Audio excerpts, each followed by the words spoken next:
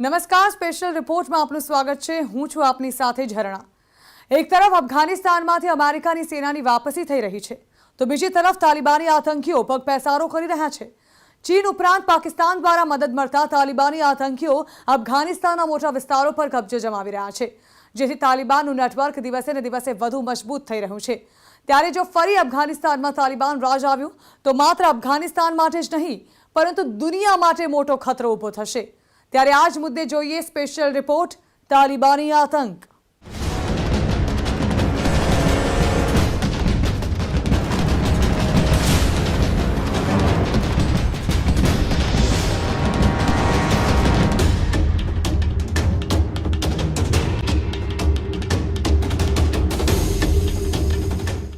અફઘાનિસ્તાનમાં તાલિબાની આતંકીઓ ફરી હાહાકાર મચાવી રહ્યા છે। અફઘાન સેના સાથે યુદ્ધની સાથે સાથે આતંકીઓ નિર્દોષ લોકોનો પણ ભોગ લઈ રહ્યા છે। ગમે ત્યારે ગમે તે જગ્યાએ અને ગમે તે વ્યક્તિની હત્યા કરી રહ્યા છે। ત્યારે આવા જ એક ભારતીય પત્રકારની તાલિબાની આતંકીઓએ હત્યા કરી નાખી।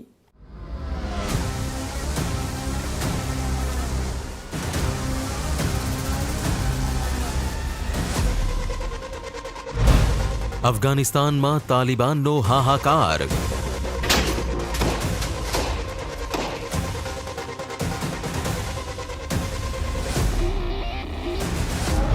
લોકો પર વધ્યો તાલિબાની આતંક।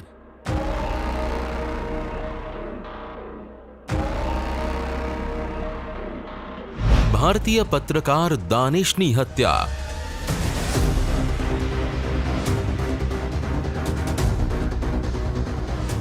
અફઘાનિસ્તાનમાંથી અમેરિકી સેના પરત ફરવા લાગી છે, ત્યારે ફરી તાલિબાની આતંક અફઘાનિસ્તાનમાં વધવા લાગ્યો છે। પાકિસ્તાનના ઇશારે આતંકી સંગઠન તાલિબાન ફરી અફઘાનિસ્તાનના જુદા જુદા શહેરો પર કબજો કરવામાં લાગી ગયું છે। એટલું જ નહીં, તાલિબાની આતંકીઓ અફઘાન આર્મી પર હુમલો કરી રહ્યા છે। કેટલીય જગ્યાએ તો તાલિબાન એટલું મજબૂત થઈ ચૂક્યું છે કે અફઘાનિસ્તાનની સેનાને સરેન્ડર કરીને પોતાની પોસ્ટ ખાલી કરવાની ફરજ પડી છે। જેવું અમેરિકી સેના ત્યાંથી નીકળી છે, તરત જ તાલિબાને ત્યાં બધી જ સત્તાના સૂત્રોને પોતાના હાથમાં લઈ લીધા હોય તેવી સ્થિતિ છે। આમ વર્ષના મે મહિનાથી જ તાલિબાન એક પછી એક ત્યાંના અલગ અલગ પ્રોવિન્સીસ ઉપર કબજો કરવાનું શરૂ કરી દીધું હતું। અને આજે જ્યારે આપણે વાત કરીએ છીએ, જુલાઈના બીજા ત્રીજા અઠવાડિયામાં 85% જેટલી અફઘાની જમીન પર તાલિબાનીઓનો કબજો છે। ભારતીય પત્રકાર દાનિશની હત્યા। અફઘાનિસ્તાનમાં આતંક મચાવતા તાલિબાનીઓએ ભારતના પત્રકાર દાનિશ સિદ્દીકીની હત્યા કરી દીધી। અફઘાનિસ્તાનના રાજદૂત ફરીદ મમુંડજેએ જાણકારી આપી કે કંધારમાં ભારતીય ફોટો જર્નાલિસ્ટ દાનિશ સિદ્દીકીની હત્યા કરી દેવાઈ છે। તેઓ કંધારમાં અફઘાન સુરક્ષા જવાનો સાથે ત્યાંની સ્થિતિનું કવરેજ કરી રહ્યા હતા। દાનિશ સિદ્દીકી સમાચાર એજન્સી રોયટર્સનો ફોટો પત્રકાર હતા અને અફઘાનિસ્તાનની હાલની સ્થિતિને ઘણા દિવસોથી ત્યાં રહીને કવરેજ કરી રહ્યા હતા। દાનિશ સિદ્દીકી મૂળ દિલ્હીના વતની હતા, અફઘાન ફોર્સ સાથે યુદ્ધનું કવરેજ કરી રહ્યા હતા। ત્યારે દાનિશ સિદ્દીકીની હત્યા કંધાર પ્રાંતના સ્પિન બોલ્ડક વિસ્તારમાં કરવામાં આવી। ભારતના જ દાનિશ સિદ્દીકી નામના એક ફોટો જર્નલિસ્ટ, જેમણે રોયટર્સ સાથે કામ કરતા કરતા ખૂબ જ કવેટેડ અને પ્રતિષ્ઠિત કહેવાય તેવું પુલિટ્ઝર પુરસ્કાર પણ મેળવેલ, એમની જ્યારે હત્યા થાય છે તો આપણે અમુક આંકડાઓ પણ જોઈએ કે લોકશાહીની ચોથી જાગીર ગણાતા જર્નલિસ્ટો, ફોટો જર્નલિસ્ટ ઉપર પણ અફઘાનિસ્તાનમાં કેટલું દમનચક્ર ચાલ્યું છે।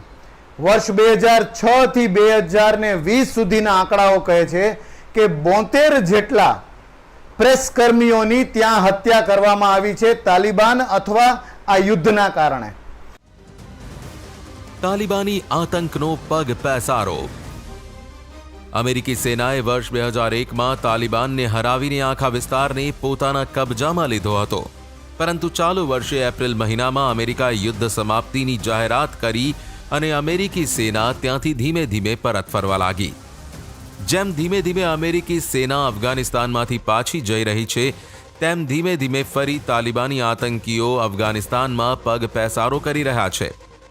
100થી વધારે જિલ્લાઓમાં તાલિબાની આતંકીઓએ કબજો કરી લીધો છે। તો બીજી તરફ અફઘાનિસ્તાનની સેના તાલિબાની આતંકીઓ સામે યુદ્ધ લડી રહી છે. ત્યારે આવા સમયમાં છેલ્લા ઘણા દિવસોથી દાનિશ સિદ્દીકી અફઘાન ફોર્સની બખ્તરબંધ ગાડીમાં કંધારની સ્થિતિનું કવરેજ કરી રહ્યા હતા. આ પહેલા 13 જુલાઈના રોજ દાનિશ એક રોકેટ હુમલામાં પણ માંડ બચ્યા હતા.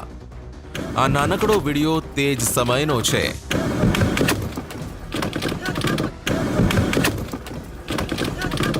આ વિડીયોને શેર કરતા દાનિશે લખ્યું હતું કે જે હમવી એટલે કે બખ્તરબંધ ગાડીમાં હું અફઘાન સેનાની સાથે હતો તેને પણ લગભગ 3 RPG રાઉન્ડ અને બીજા ઘણા હથિયારથી નિશાન બનાવવામાં આવી. હું નસીબદાર હતો કે હું સુરક્ષિત બચી ગયો અને મેં ગાડી સાથે ટકરાયેલા એક રોકેટનો વિડીયો બનાવી લીધો.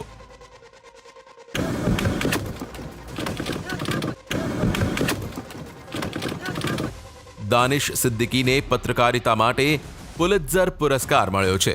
પુલિત્ઝર એવોર્ડ જીતનારા તે પહેલા ભારતીય પત્રકાર હતા, પરંતુ અફઘાનિસ્તાનમાં તાલિબાની આતંકીઓએ તેમની હત્યા કરી દીધી.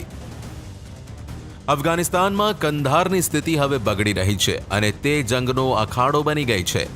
કંધારની બગડતી સ્થિતિની વચ્ચે ભારતીય સરકારે પણ 10 જુલાઈના રોજ કંધાર વાણિજ્ય દૂતાવાસથી લગભગ 50 રાજદ્વારી અને કર્મચારીને બચાવ્યા અને તેમને ભારતીય વાયુસેનાના વિમાનની મદદથી ભારત પરત લવાયા છે.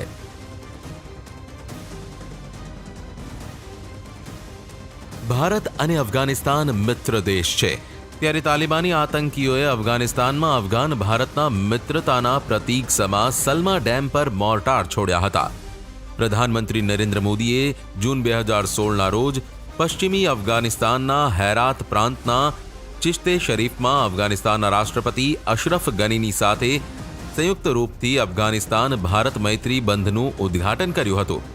અફઘાન ટાઈમ્સના અહેવાલ મુજબ તાલિબાની આતંકીઓ સતત મોર્ટાર છોડી રહ્યા છે, ત્યારે જો આ હુમલા ચાલુ રહ્યા તો સલમા ડેમ ક્ષતિગ્રસ્ત થઈ જશે. ભારતે ત્યાંથી પુલ આઉટ કરવાનું થાય છે, આપણે ત્યાંના મિશન્સ આપણા રોકીએ છીએ, એ પણ સ્પષ્ટપણે એક કન્સર્ન દેખાડે છે કે આપણા નાગરિકો જે ત્યાં હતા તેમના માટે આપણને ચિંતા છે. અને જ્યારે અફઘાની નાગરિકો ખુદ ત્યાં સેફ ના હોય એવી સ્થિતિમાં તાલિબાનને રેડ કાર્પેટ વેલકમ અપાતી હોય, એમનું સ્વાગત થતું હોય, અને હંમેશાની જેમ ધ ગન બ્રાન્ડિશિંગ જે કહેવાય છે કે એ લોકો પોતાની બંદૂકો લઈને નીકળે, અંધાધૂંધ ફાયરિંગ કરતા નીકળે, વધુને વધુ લડાકાઓને પોતાની સાથે જોડતા જાય.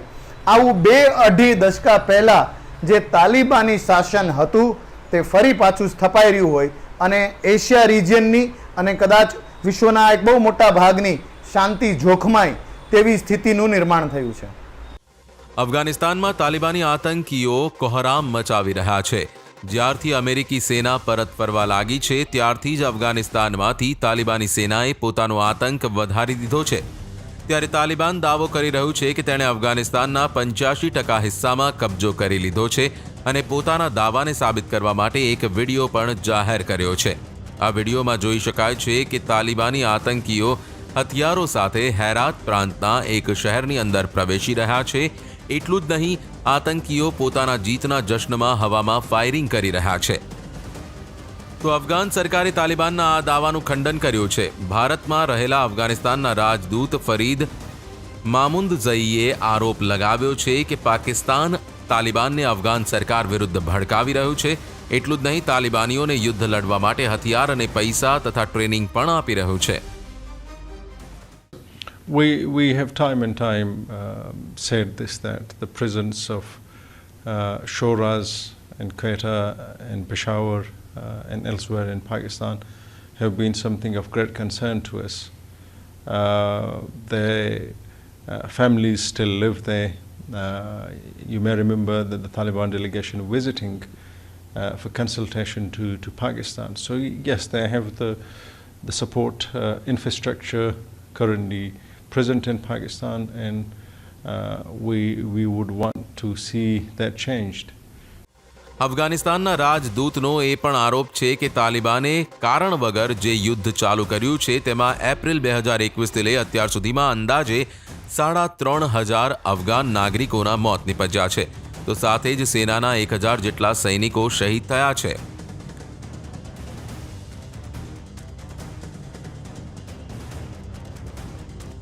અમેરિકી સેનાની વાપસી 8 જુલાઈએ અમેરિકી પ્રેસિડેન્ટ જો બાઇડને ફરીથી જાહેરાત કરી હતી કે 31 જુલાઈ સુધીમાં અફઘાનિસ્તાનથી અમેરિકી સેનાની વાપસી પૂરી થઈ જશે. સાથે જ કહ્યું કે અમેરિકામાં થયેલા 9/11ના આતંકી હુમલાનો બદલો લેવા માટે અમેરિકી સેના વર્ષ 2001માં અફઘાનિસ્તાન ગઈ હતી. તે બદલો ઓસામા બિન લાદેનના મોત સાથે પૂરો થઈ ગયો છે અને હવે અમેરિકા છેલ્લા 20 વર્ષથી ચાલી રહેલા યુદ્ધને સમાપ્ત કરવા માંગે છે.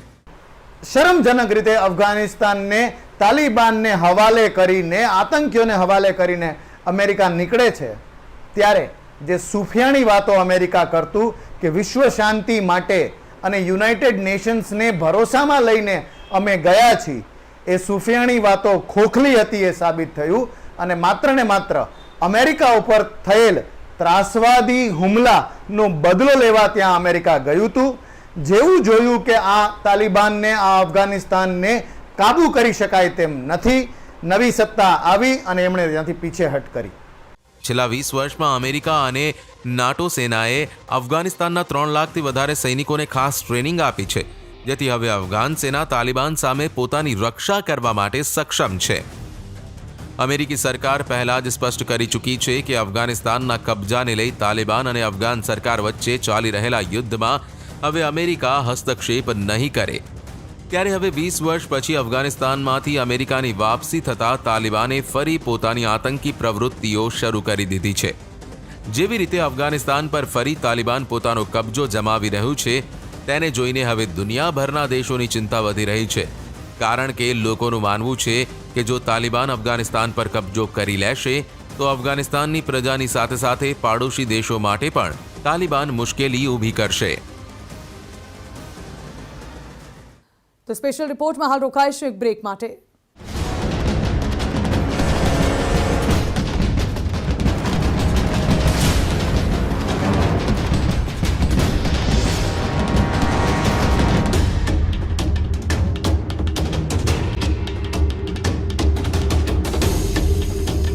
કોવિડ ટેસ્ટમાં પાસ થઈ આગામી સમયમાં માર્કેટમાં કોવિડ ફ્રી પ્રોજેક્ટ થશે ઉપલબ્ધ.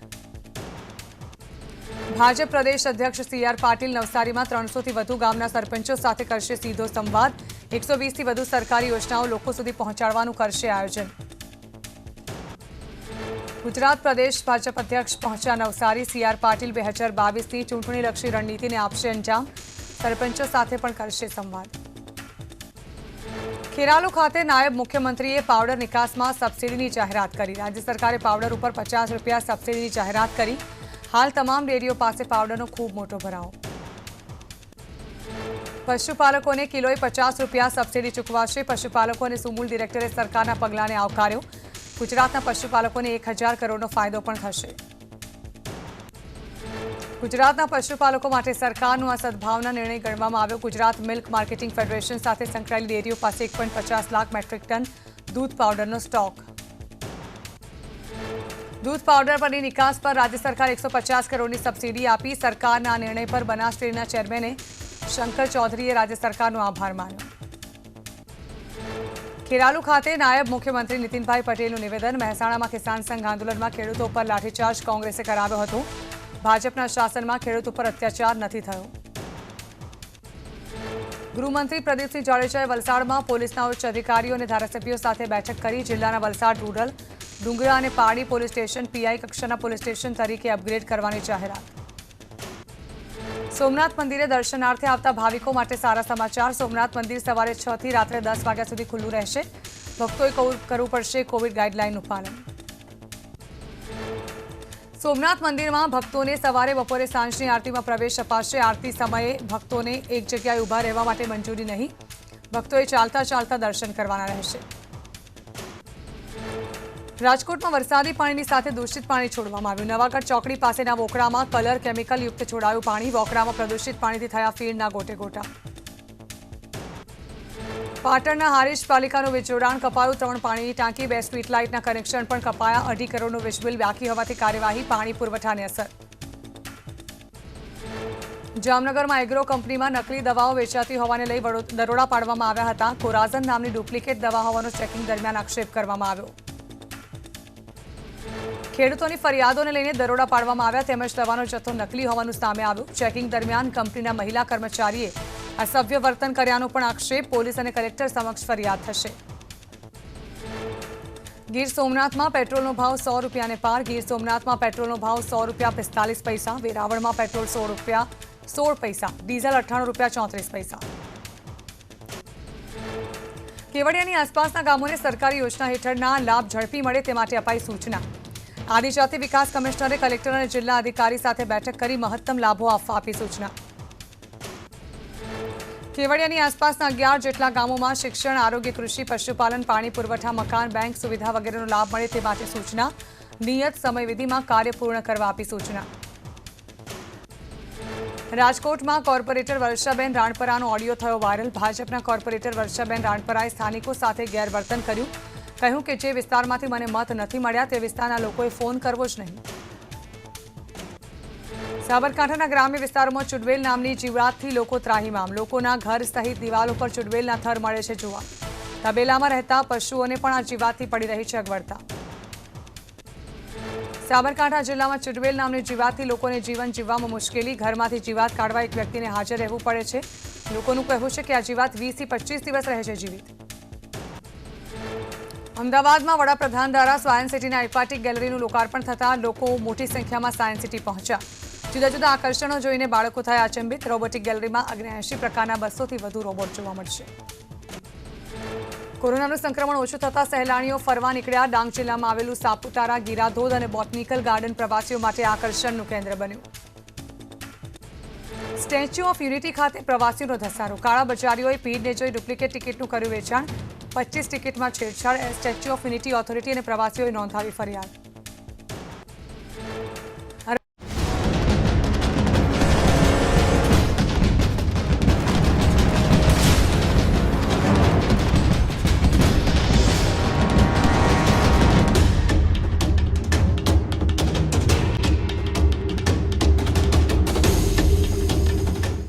તાલિબાની આતંકીઓ દિવસે ને દિવસે અફઘાનિસ્તાનના વિવિધ વિસ્તારો પર હુમલા કરીને પોતાના કબજામાં લઈ રહ્યા છે, જેના કારણે અફઘાન સરકાર ચિંતામાં છે. તો બીજી તરફ જે વિસ્તાર પર આતંકીઓ કબજો કરી લે છે તેવા વિસ્તારોમાં પોતાના તુગલકી ફરમાન જાહેર કરતા સ્થાનિક લોકોમાં ડર ફેલાયો છે.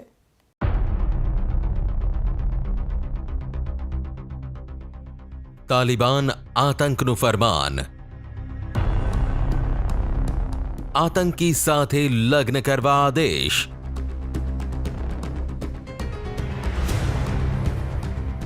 અફઘાન છોકરીઓની બનાવી યાદી. અફઘાનિસ્તાનમાંથી અમેરિકી સેનાની વાપસી પછી જેની આશંકા હતી તે ડર અને જુલમનો સમય ફરીથી આવી ગયો છે.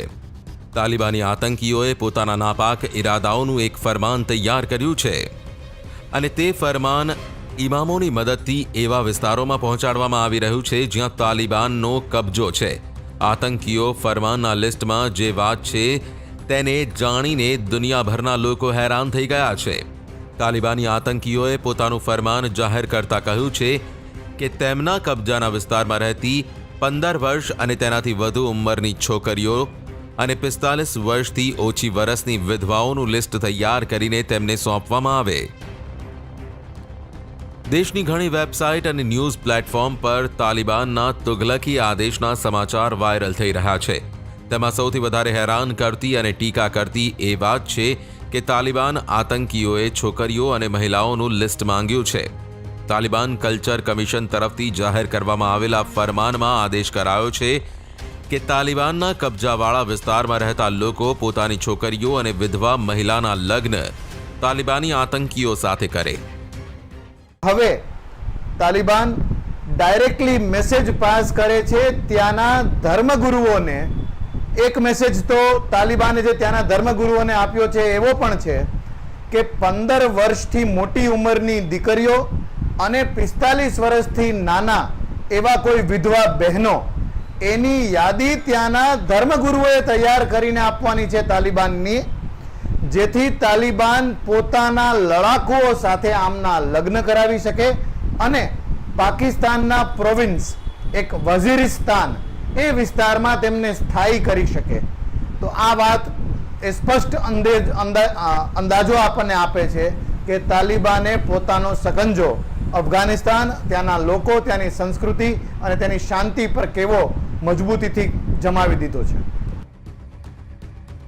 તાલિબાની આતંકીઓએ એક વધુ તુગલકી ફરમાન જાહેર કર્યું છે, જેમાં આતંકીઓએ મહિલાઓ અને પુરુષો પર પોતાના એવા આતંકી પ્રતિબંધ લગાવી દીધા છે કે જેનાથી આતંકીઓના કટ્ટરપંથી વિચારો પ્રદર્શિત થઈ રહ્યા છે. ઉત્તરી અફઘાનિસ્તાનના એક ભાગ પર તાલિબાને કબજો કરી લીધો છે, જે અફઘાનિસ્તાનની ઉત્તરી સરહદ પરનો દૂરનો વિસ્તાર છે. અહીં કબજો જમાવતાની સાથે જ આતંકીઓ ત્યાંના ઇમામને ફરમાન સોંપી દીધું અને પોતાની શરતોનું એલાન કરી દીધું. અને શરતો પણ એવી કે સાંભળીને લોકો ભયમાં મુકાઈ જાય. તાલિબાની આતંકીઓએ ફરમાન જાહેર કરતા કહ્યું કે મહિલાઓ અને છોકરીએ એકલી ક્યારેય બજારમાં જઈ શકશે નહીં.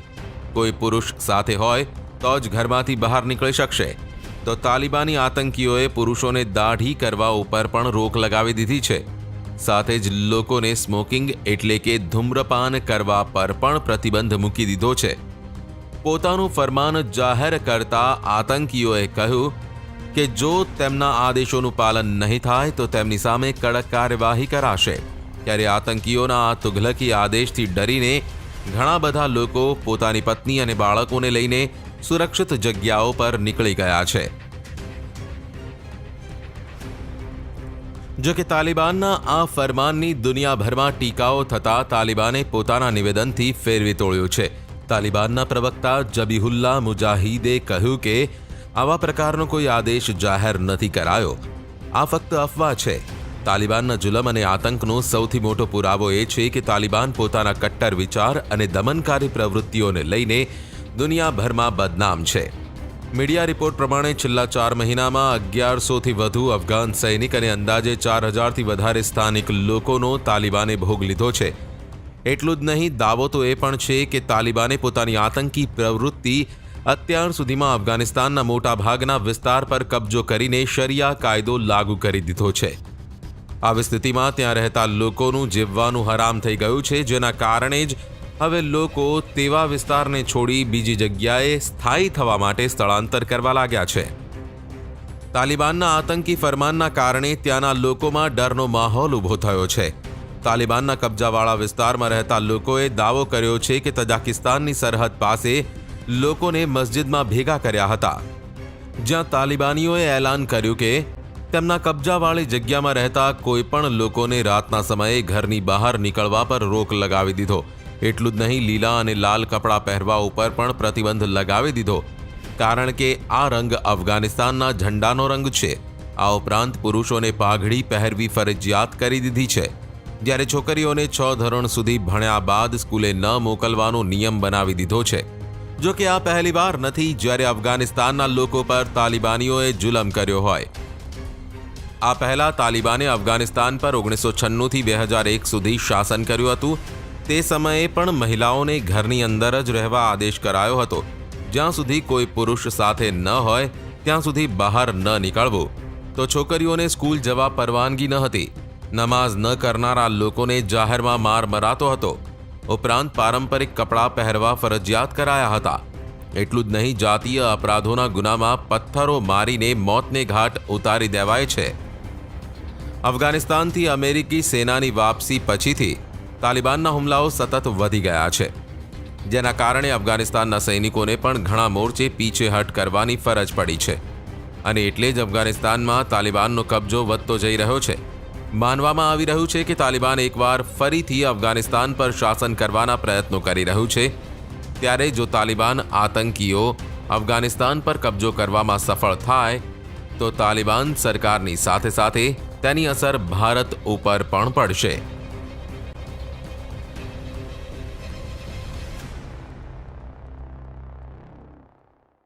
તો આ સાથે સ્પેશિયલ રિપોર્ટ અહીં સમાપ્ત કરીશું અને વધુ સમાચાર વિસ્તારથી જોવા માટે આપ જોતા રહો ન્યૂઝ 18 ગુજરાતી.